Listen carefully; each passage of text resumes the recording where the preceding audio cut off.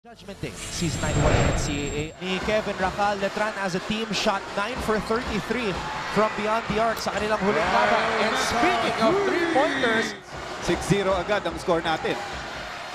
Nambata answers with his own version of a triple. Holtz and Halanon each just had 10 points in that game. 8-6 ang ating talaan, pero tablan na naman ang ating bakbakan as Calvo is able to score underneath. Ang ganda naman ng lusot ni Calvo doon against the defense of Deontay Holtz. And thank you for your tweets as well. Oh! What a finish by Ray Publico. He's really leaving it out on the hard court right now.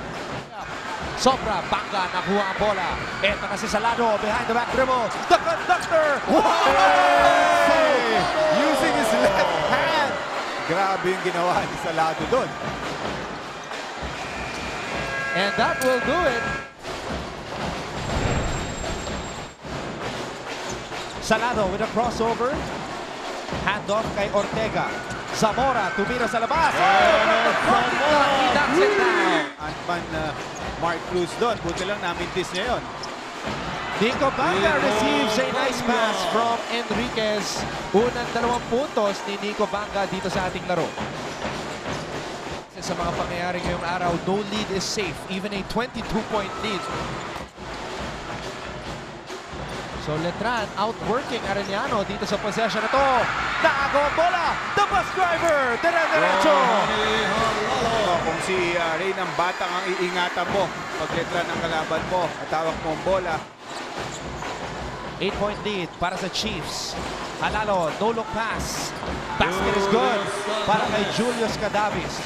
Again, when you let a player penetrate the lane like that, ang dami niyang options eh. Emilio Aguinaldo College, their first loss of the season, then succeeding losses against pinasa kay Halalon. Halalon, bounce pass, Deontay to Enriquez.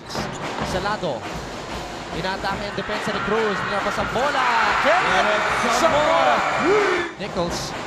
His shooting slump continues dito sa laban na to. Kevin Racal mula kay Cruz. Yung corner na yon, that is where teams really trap you.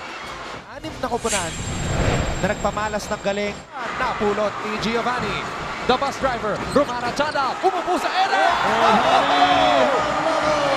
Giovanni, that would have been big. But it's Letran basketball. K-Rax, Romara Chada, pinasa kay Nambata, and the Stingray converts. Double-double also para kay Ray Nambata ngayong araw. 19 points and 10 rebounds. The Ant-Man.